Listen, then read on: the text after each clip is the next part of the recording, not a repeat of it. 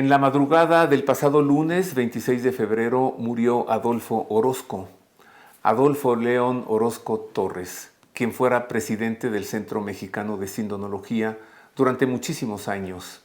Un hombre en el que se conjuntaban la ciencia y la fe, porque Adolfo Orozco fue también un gran científico, físico con especialidad en geomagnetismo e investigador de la Universidad Nacional Autónoma de México. Con la muerte de Adolfo Orozco perdemos a uno de nuestros mejores hombres en la ciencia y en la fe. Y a fin de honrarlo y de recordarlo, hoy le entregaré un programa de televisión que hice con él, el último programa que grabé con Adolfo Orozco en el año 2019, con el tema El Big Bang y la partícula de Dios. Curioso que en este programa se juntan también la fe y la ciencia. Pues estoy cierto de que este hombre, que tantas veces nos mostró el divino rostro de Cristo en casi 1000 conferencias acerca de la sábana santa, hoy está en el cielo contemplando el rostro de Cristo. Y desde aquí, querido amigo Adolfito, te mando un abrazo, te agradezco que hayas sido mi amigo, bueno, que lo sigas siendo, y te agradezco todo lo que nos enseñaste y compartiste con nosotros a través de tu sabiduría y de tu elocuencia. Descansa en paz. Adolfo León Orozco Torres.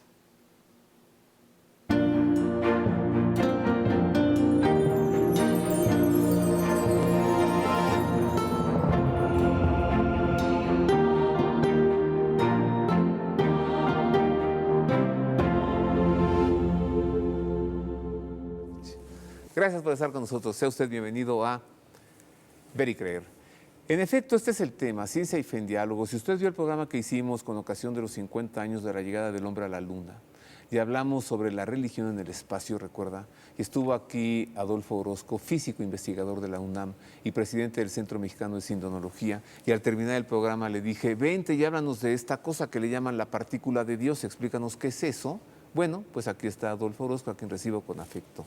Gracias, querido amigo. Roberto, otra vez aquí cumpliendo lo prometido y pues teniendo la oportunidad de poder hablar y aclarar un poco estas cosas que se dicen acerca de la religión y la fe. Y como dice San Pedro, dando razón de nuestra fe. Exactamente. Bueno, ya dije al principio, ¿no? La ciencia y la fe no están peleadas, no se contraponen, pero porque hay gente terca que piensa que un científico que no cree, lo queman en un palo, en una hoguera. ¿De dónde viene eso, Adolfo? Pues mira, lo que pasa es que esto surge realmente de fines del siglo XIX. Antes del siglo XIX, pues prácticamente la inmensa mayoría de los científicos eran creyentes, de un modo o de otro.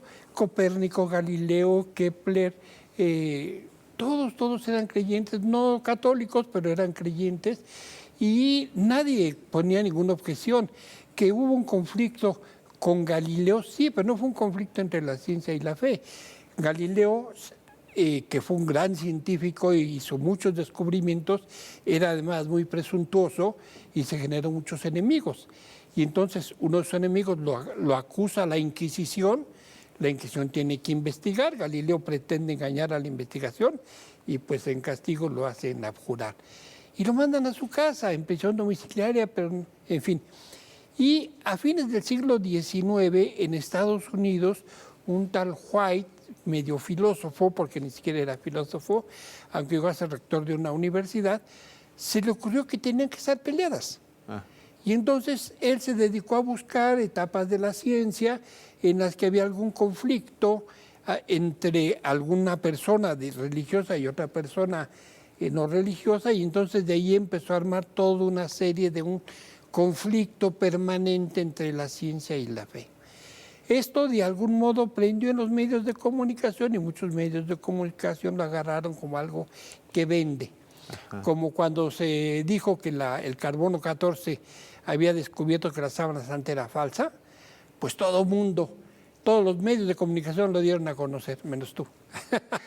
Pero cuando se demostró que esa investigación del carbono 14 tenía problemas, eso no se dijo. Ajá. Entonces, el problema no es un problema real, sino es un problema inventado y que a través de los medios de comunicación se promueve. Sí, y se extendió. Claro, hay quien piensa, es que la Iglesia odia a la ciencia porque la ciencia está descubriendo cosas que la Iglesia no quiere decir también. Yo le voy a presentar enseguida a Gianfranco Ravazzi, prefecto del Pontificio Consejo para la Cultura. Le voy a presentar al Papa Francisco. Ellos, de viva voz, van a decir esto. Y luego usted me dirá si acaso la Iglesia no le gusta la ciencia. Y además, en Castel Gandolfo está el Observatorio Vaticano. Y la primera radio es la Radio Vaticana. Entonces, ¿cuál pleito? Oye, ¿y nuestro calendario? El calendario que estamos usando ahorita, se lo debemos al Papa Gregorio VIII. Además. Que en el siglo XVI hizo todo un estudio porque ya el calendario juliano, el que había hecho Julio César, ya no estaba, se había desajustado. De allí su nombre, calendario gregoriano. Entonces, la Iglesia, un papa nombra una comisión de científicos católicos, sacerdotes, jesuitas, astrónomos que hacen todo el estudio para ajustar el calendario, y todo el mundo, al menos occidental, usa el calendario gregoriano gracias a un papa, a un esfuerzo científico de un papa. Entonces, ¿dónde está? A ver, por eso. Veamos entonces cómo el mismo cardenal Ravazzi y el mismo Papa Francisco, además ya mencioné Fides et Ratio de Juan Pablo II, mire, en sus palabras, mire. En un momento de profundos cambios sociales y culturales provocados por los más modernos descubrimientos científicos y aplicaciones tecnológicas, especialmente en el cambio de las neurociencias, el hombre está hoy llamado a dar nuevos significados a conceptos como libre albedrío, naturaleza humana, alma, materia, y a reflexionar de una manera nueva sobre la comprensión que tiene de sí mismo, en relación también con las metas alcanzadas por las investigaciones sobre la mente y el universo. En este complejo escenario se han desarrollado los 4 días de trabajos de la Asamblea Plenaria del Pontificio Consejo de la Cultura, titulada Futuro de la Humanidad, Nuevos Retos a la Antropología, que reunió en el Vaticano a científicos, filósofos y teólogos procedentes de todo el mundo. Sí, por un lado, las ciencias y la tecnología han aumentado los límites de los conocimientos sobre el hombre y la naturaleza, como observó el Papa Francisco cuando se dirigió a los participantes en la asamblea. Estas, por sí mismas, no bastan para dar todas las respuestas. Hoy nos damos cada vez más cuenta de que es necesario recurrir a los tesoros de sabiduría que se conservan en las tradiciones religiosas, en la sabiduría popular, en la literatura y las artes, que tratan en profundidad el misterio de la existencia humana, sin olvidar, sino más bien volviendo a descubrir esos contenidos en la filosofía y en la teología. Revivir la sabiduría antigua en relación con los triunfos más modernos de la tecnología, ponderar beneficios y riesgos para reflexionar sobre las actuales orientaciones científicas, a veces oscurecidas por intereses económicos y por principios exclusivamente técnicos, cuestiones cruciales para el destino del hombre, como observa el presidente del Pontificio Consejo de la Cultura, el cardenal Gianfranco Ravazzi. Intervenir sobre el ADN, sobre el genoma, es posible, sobre todo cuando se trata de funciones estrictamente terapéuticas que cambian profundamente la situación de una persona y la liberan de pesos y sufrimientos, de dramas. Por otra parte, es necesario estar siempre muy atentos y recordar al científico la tentación de convertirse en un demiurgo, en un dios, y algún científico lo ha dicho explícitamente. ¿Por qué no? Convertirse en un dios crea una nueva figura humana. En este caso estamos frente a las grandes cuestiones que increpan la conciencia del teólogo y del creyente. Una vez establecido el principio de la centralidad de la persona humana, considerándola un fin y nunca un medio, el diálogo entre iglesia y comunidad científica se vuelve fecundo, como sucedió justamente durante los trabajos de la asamblea. El tema de la inmortalidad, que hace un tiempo estaba casi olvidado, han venido ahora a recordárnoslo los que investigan sobre la inmortalidad biológica y sus posibilidades, por lo que se ponen en primer plano los temas de la inmortalidad y de la escatología cristiana de un modo imprevisto. Esto puede decirnos mucho, es preciso reflexionar, hacer una reflexión nueva que no se había hecho antes.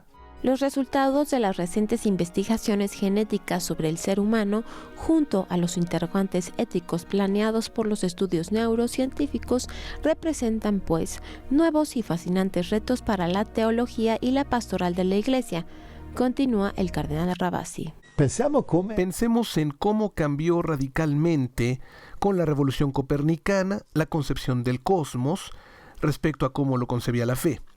En ese caso cambió el hombre, y por ello también el concepto de Dios. Lo mismo debe suceder, no porque cambie el contenido, sino que es el cambio de la expresión del contenido mismo.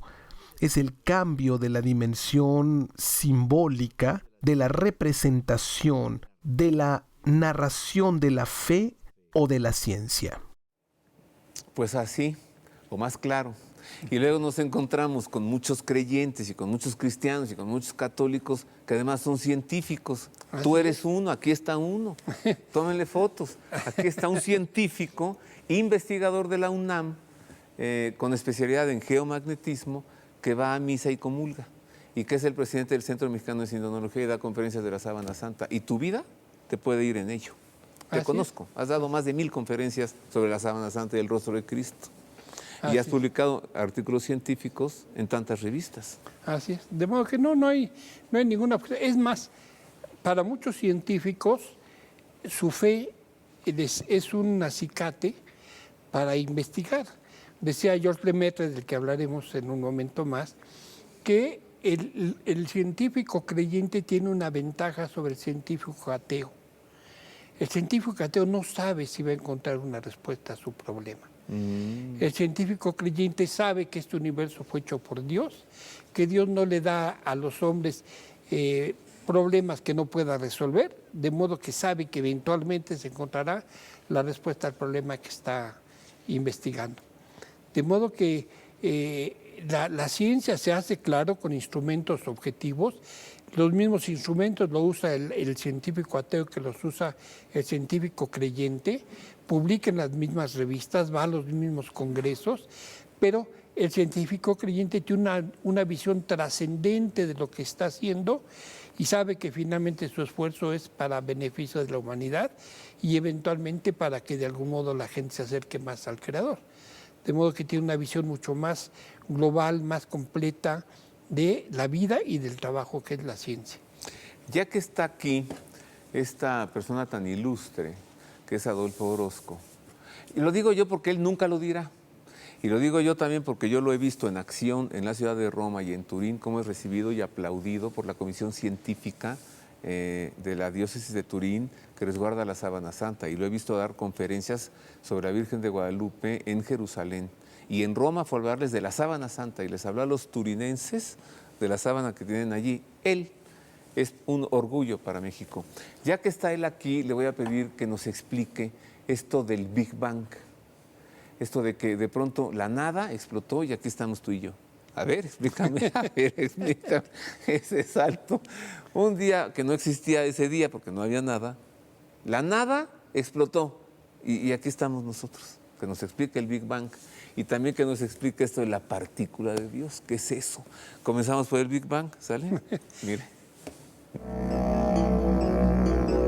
A finales del siglo XIX y durante la primera mitad del siglo XX, en el marco de un enfrentamiento filosófico a la religión con el argumento de que la ciencia por sí misma era capaz de responder a todas las inquietudes materiales del ser humano, se inició el desarrollo de las teorías cosmológicas que proponen que el universo se encuentra en expansión acelerada desde un remoto pasado de 14.000 millones de años.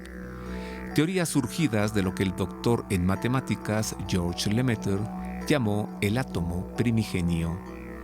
No pasó inadvertido que la teoría del átomo primigenio, la más exitosa en la historia de la astronomía y la astrofísica, fuese desarrollada por un gran científico que además era sacerdote católico, el padre George Lemaitre, quien, cuestionado por la revista Times acerca de una posible contradicción entre su fe y su ciencia, él respondió: Yo sabía que se puede llegar a la verdad por el camino de la ciencia y por el camino de la fe, y decidí seguir ambos. A esta teoría del átomo primigenio, el astrónomo ateo Fred Hoyle fue quien le llamó, a manera de burla, Big Bang o Gran Explosión. La teoría explica que toda la materia y la energía del universo estuvo concentrada hacia alrededor de 14.000 millones de años en un punto singular y que por alguna razón empezó a expandirse, dando lugar a nuestro actual universo en expansión acelerada. De las diversas teorías cosmológicas, esta ha sido la que mejor explica las condiciones de nuestro universo y da pie, aunque por fuera de la física, a un acercamiento a la descripción de la creación del mundo en el libro del Génesis, pues sostiene que de una masa informe de energía primigenia surgieron los primeros átomos, luego las moléculas, las estrellas y las galaxias, y cómo el universo llegó a su situación actual en una expansión acelerada que aún no tiene explicación integral. El padre Georges Lemaitre, que llegó a ser un científico ampliamente reconocido por la comunidad científica y que a muchos investigadores objetivos los acercó a una visión trascendente del universo, fue miembro fundador de la Pontificia Academia de las Ciencias y su presidente desde 1960 hasta su muerte en 1966. O sea, ¿cómo, Adolfo? A ver, muy doctor en matemáticas, muy sacerdote católico, el padre Georges Lemaitre, pero a ver, ¿cómo es eso de que un día, o sea, un día que no existía, Bueno, la nada explotó y entonces, qué gusto conocerte? ¿Cómo es eso? de hecho hay un libro que es más o menos divulgativo sobre este tema que se llama El día sin ayer.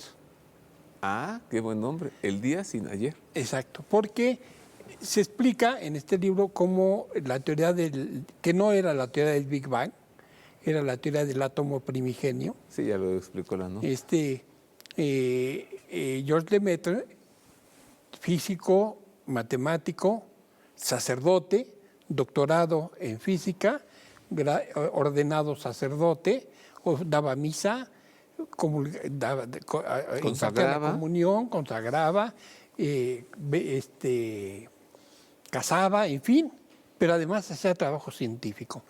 Y en ese entonces, en la primera mitad del siglo XX, se habían descubierto finalmente las galaxias, se había empezado a entender el universo, porque todavía en el siglo XIX no se estaba seguro de cómo era todo más allá del sistema solar. Entonces se descubren las galaxias, que son cúmulos de estrellas, y luego se descubre que estas se están alejando de la Tierra, como si todo estuviera huyendo de la Tierra.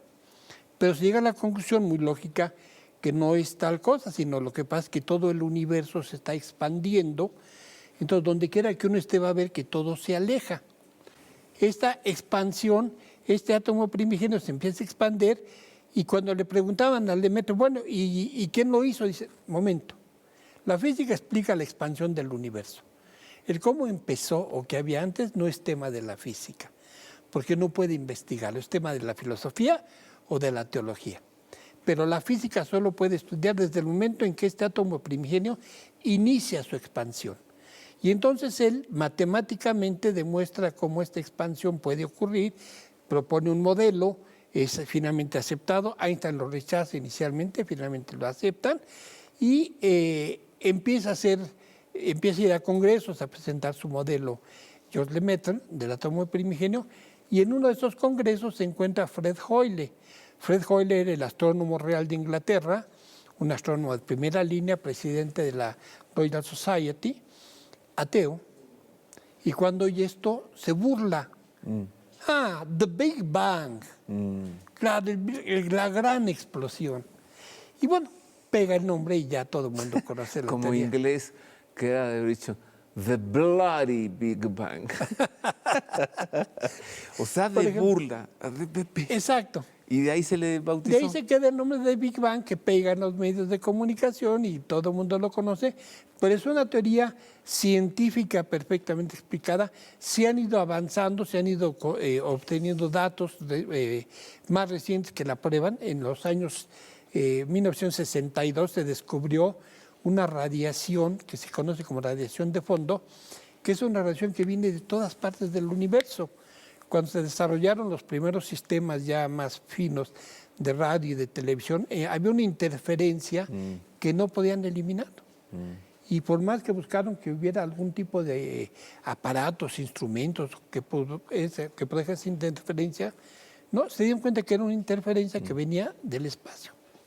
Y esta interferencia resultó que es la radiación de fondo que quedó del Big Bang, del momento en que el universo empezó a expandirse. Y supongo que el padre George Lemaitre, y estoy cierto yo, que tú y yo pudiésemos decir que ese Big Bang o ese átomo primigenio es el momento creacional. Sí, aunque... Con fe. Exactamente. O sea, con teología, ya no con astrofísica. Exacto, con teología. ese punto que tú acabas de decir. Te lo dejo aquí en la mesa, hago una pausa y regresamos con la respuesta. ¿Sería posible desde la teología juntar la teoría del átomo primigenio con las Sagradas Escrituras? Y dijo Dios que haya luz y así fue. Una pausa, volvemos con esto y con más.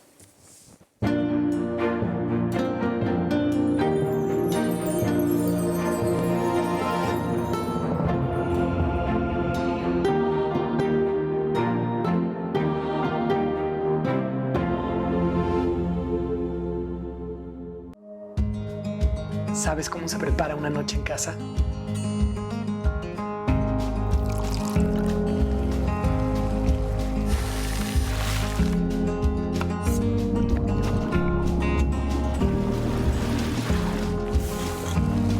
Todo comienza con la Moderna.